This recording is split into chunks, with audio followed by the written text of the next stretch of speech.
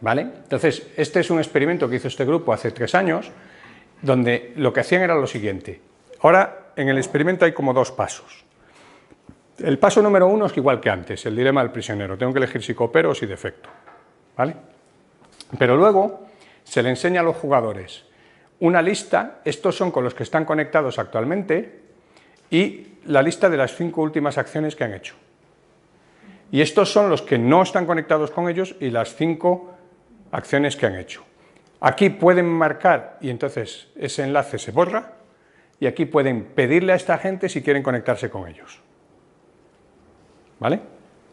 Para conectarse tiene que dar permiso el otro. Hay otra pantalla que no tengo puesta ahora, pero al otro se le pide permiso. Para cortar no. O sea, yo si no te adjunto más, no te adjunto más. Pero si quiero ser coleguita tuyo, tú tienes que querer ser coleguita mío. ¿Vale? Bueno, pues cuando se hace este experimento, lo que ellos ven es esto. Esto es otra vez cuánta gente coopera en función de las rondas. Y esto es con cuánta gente se conecta. Tenían unos grupos de unos 20 personas. Observaréis que aquí cae la cooperación bruscamente. Esto se sabe por qué es.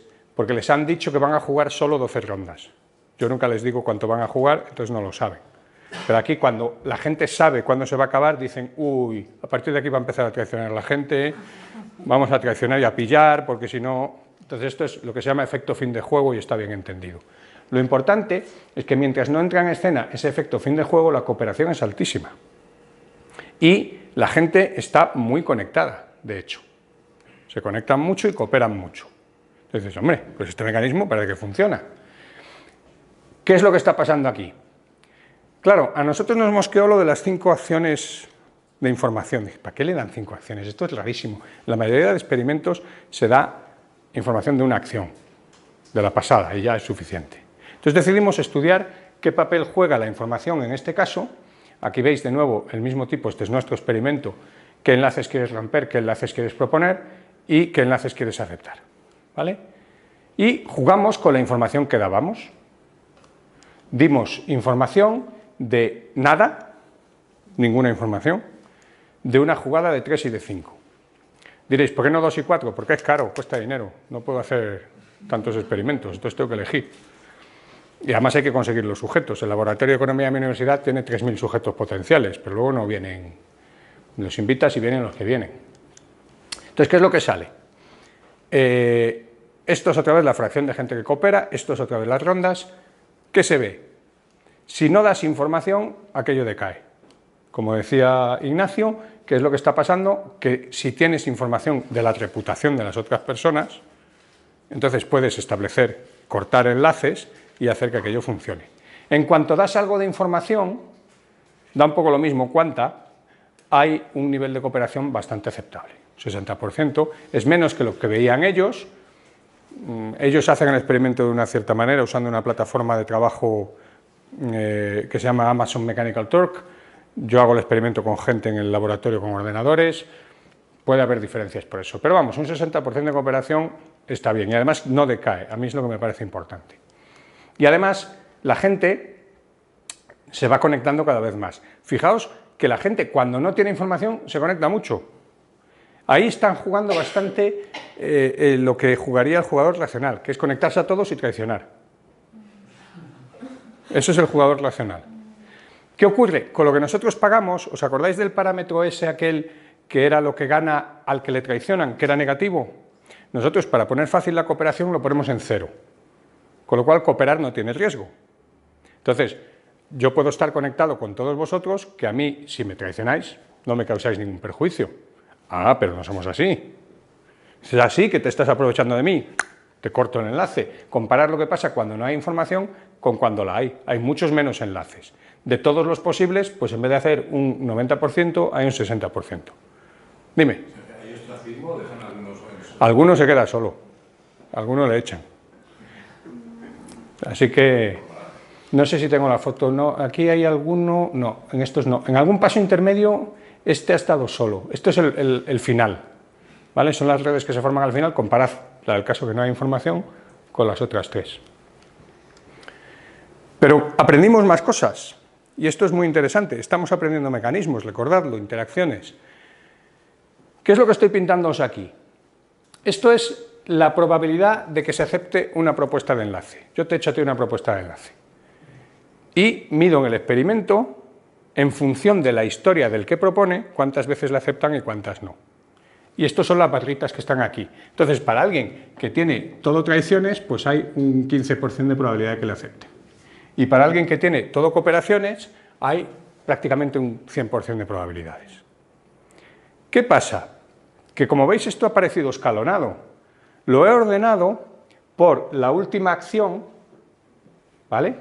Y luego por el porcentaje de ces o des. Entonces aquí hay una cooperación y la última acción es una defección. Aquí hay 2 cooperaciones y la última acción es una defección. 3 cooperaciones y la última acción es una defección que aparece mezclada con una cooperación siendo la última. ¿Qué es lo que está pasando? La gente, estamos viendo cómo evalúa esas reputaciones. Yo le doy la información de lo que ha hecho la gente y estoy extrayendo la regla que están usando. Están valorando la reputación de la gente en función de la última acción y dan un peso al promedio de las otras, pero ya no les importa el orden.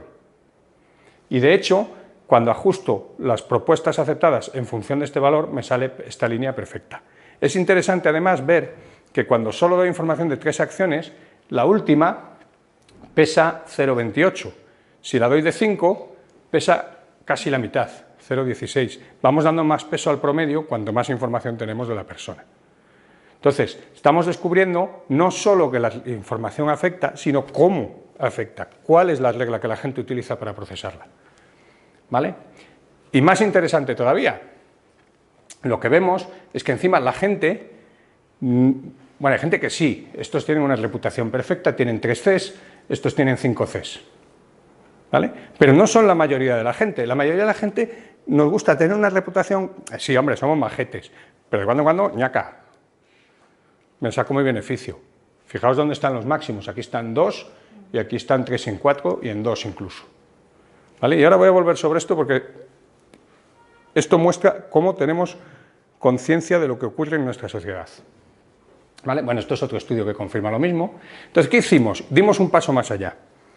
Dijimos, vale, la reputación es lo que importa. Pues ahora os voy a dejar mentir. En cada ronda os voy a dejar comprar reputación. Os voy a dejar falsificar vuestra reputación. Me pagáis parte de vuestros puntos, por cada X puntos yo os doy un punto más de reputación. Esto es lo que pasa. Vuelvo a pintaros cuánta gente coopera en función de las rondas. Los puntos negros son cuando la gente no está comprando reputación y los puntos azules son cuando sí la está comprando. ¿Cuánto cooperan? Lo mismo en las 2 condiciones. ¿Cuánto se observa cuando se puede falsificar? Pues bastante más. La gente está comprando reputación. Entonces clasificamos, cada punto de este diagrama es un jugador, clasificamos a los que compraban pocos puntos de reputación como honrados, a ver, honrados no son del todo, pero... Y estos son los elementos, estos son los mentirosos. Y entonces separamos lo que veíamos en esos 2 grupos, ¿vale? Esto es un poco arbitrario, ¿de acuerdo? Lo podría haber puesto un poco más aquí y un poco más allá. Entonces, ¿qué es lo que pasa? Si yo ahora miro cuántos cooperan, hago un histograma, pues de 0 han cooperado estos, de 1 han cooperado estos, etcétera, lo que está pasando es que los que son buena gente me reproducen el histograma que veía antes. ¿Vale? Normal, no están comprando puntos, no están haciendo nada. Pero los otros, fijaos que pico en 0 cooperaciones, en 1 cooperación y en 2. Esto no pasaba cuando no se podía falsificar la cooperación. ¿Qué ocurre? Que si yo en vez de pintar lo que han hecho, pinto lo que han comprado,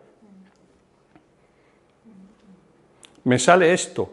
De nuevo, compran reputación para ajustarse a ese patrón que todos tenemos en mente de que hay que ser bueno pero no perfecto. Y como resultado, cuando yo miro lo que se observa porque compran, si hay algo que es raro, es que el pico en el centro es muy alto. O sea que parece como que tenemos una percepción bastante correcta de cómo funciona la sociedad. Y eso es lo que permite que la interacción sea efectiva. ¿Vale? Es interesante, por otro lado, que si uno mira lo que van ganando, esta es la ganancia que van acumulando a lo largo de las rondas. En el caso de la reputación real son los puntos negros, en el caso que se puede falsificar son los azules. ¿Y qué ocurre? Que hay una diferencia bastante grande. Pero es que los mentirosos ganan más o menos lo mismo que lo que ganaban los otros en el caso en que no se podía mentir, a expensas de que estos cada vez ganan menos, que son los honrados.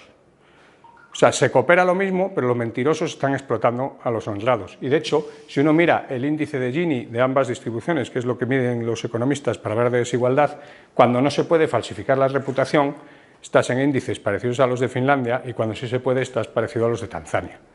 Se vuelve una sociedad más desigual. Entonces, fijaos cómo hemos ido del mecanismo de la reputación, es lo que hace que la gente coopere, a entender cómo se procesa. De hecho, podemos construir un modelo basado en agentes en el que estamos trabajando ahora para reproducir estos resultados, y a ir incluso al efecto de alterar ese mecanismo. Y cómo emerge ese nuevo fenómeno de engañar y emerge esa desigualdad. ¿Vale? Y os voy a contar ahora, tenía más material preparado, pero creo que es mejor que no me alargue, pero que os cuente otra cosa que yo creo que es importante, que es lo siguiente. Alguien decía hace un rato si la interacción era anónima, y sí, en el experimento que os he contado, bueno, en la serie de experimentos que os he contado es anónima. Y estáis de acuerdo en que en la vida real lo de las interacciones anónimas, pues no. O sea, aunque solo sea aquí, nos estamos viendo todas las caras. Y luego cada interacción tiene un contexto social. Entonces, yo una de las cosas que quiero traer al ámbito de los sistemas complejos es la idea de socializar los experimentos. ¿Por qué los quiero socializar? De nuevo, si yo saco información, por ejemplo, de Facebook, de las relaciones entre la gente, hay un montón de cosas que yo no controlo. ¿Vale? No sé cuántos se ven en la calle. No sé si, además, el uno en el pasado le robó el novio o la novia al otro. No sé su historia, no sé nada. Hay muchas cosas ahí que no controlo, pero que definen el contexto social. Entonces, yo quiero ir un poquito más allá de la anonimidad, pero todavía de una manera más controlada. ¿Vale? Entonces, trabajando con la primatóloga esta que os decía antes, pensamos en hacer el proyecto de los primates no humanos. Lo de los primates no humanos es una pequeña broma, porque ella trabaja todo el rato en primates no humanos. Y entonces está todo el rato hablando de primates no humanos, así que acabamos hablando de los no humanos, o sea, de nosotros. Y nos fijamos en una característica social que creo que es importante, que es la existencia de una jerarquía, y eso todas las sociedades de los primates tienen jerarquías, de una manera o de otra. En el caso de estos preciosos titís de cola blanca, estos tienen una jerarquía que es un poco laxa, pero es una jerarquía, hay uno que manda más y otros que mandan menos.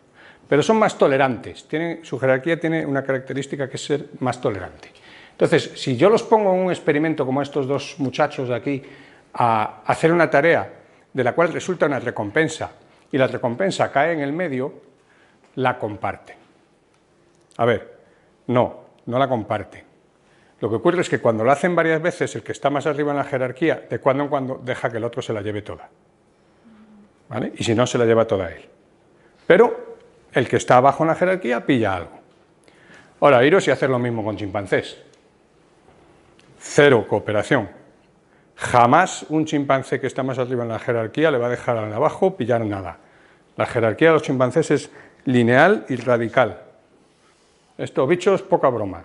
Aparte que hacer experimentos con esta gente que te pueden arrancar un brazo de un bocado, también es poca broma. Lo de los chimpancés de la monachita, eso es un poco mito. ¿Vale? Entonces, ¿qué hacen las personas? Amigo. Entonces, ¿qué hicimos? Inventamos un experimento en el cual inventábamos un contexto social. Los organizábamos en una jerarquía lineal.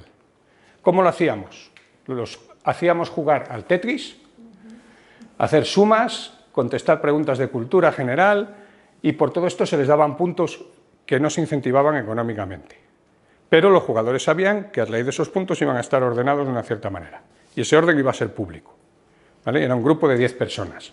Entonces les hacíamos hacer estas tareas y les asignábamos puestos. Ahora vamos a reproducir el experimento que se hace con primates, para entender cómo cambia la interacción en un contexto social. Les hacíamos contribuir a una tarea colaborativa. Para ello, cada uno tenía 20 puntos y tenían que poner dinero en un fondo común en su ordenador para juntar entre los dos 20 puntos. O sea que lo suyo hubiera sido que cada uno hubiera puesto 10 y se quedara 10. Y lo que te quedas en el bolsillo es para ti. ¿Vale? Si no llegan a 20 puntos, pierden lo que han puesto y se acabó, cada uno para su casa. Eso es lo que imita lo que ocurre cuando los primates no se ayudan, no hacen el trabajo, no cae la recompensa. Ahora, si llegan a los 20 puntos, reciben 40 puntos. ¿Vale? Lo que han puesto lo pierden, pero se les llegan 40 puntos nuevos. Y tienen que decidir cómo se reparte. Y aquí entra la jerarquía. El que está más arriba en la jerarquía propone cómo se reparte. Y aquí esta mención del ultimátum es a un juego que se utiliza en economía, que es el juego del ultimátum, que es básicamente esto que os estoy contando. Entonces, el que está más alto en la jerarquía propone cómo se reparte. Y entonces yo quería que, llegado a este punto, pudieran pegarse o algo. Pero claro, eso tampoco hay comité ético que lo apruebe. Dejar que los sujetos se peguen está un poco feo. Entonces ritualizamos la pelea. ¿Cómo lo hacemos? El que está por debajo en la jerarquía puede o aceptar lo que le ofrece el otro o pelear. Y si pelea, el ordenador decide aleatoriamente quién se lleva todo el lote. ¿Vale? ¿Cómo lo decide? Con probabilidad proporcional a la jerarquía. Es decir, si tú estás el 1 y yo estoy el 9, la probabilidad que tengo de llevármelo es más bien pequeña.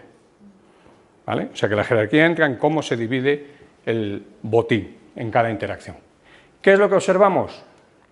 Pues una conclusión que es que somos un poco chimpancés. Entonces, cuando no hay jerarquía y el reparto es a medias, entonces hay de 9 rondas que hacíamos, cooperan en media más de 8, sean casi todas. En cambio, cuando hay jerarquía, cooperan en menos, claramente menos y significativamente menos en términos estadísticos. Es decir, que cuando estamos en una situación jerárquica, vamos a cooperar menos. Y es muy interesante otra cosa, ¿por qué tengo 2 columnas aquí? Porque yo pensaba, si les hago hacer esos juegos, pues van a tener una jerarquía que ellos van como a... Bueno, en cierta medida, pues ese merece más porque ha sacado más puntos que yo. Entonces voy a compararlo con ponerlos en jerarquía al azar.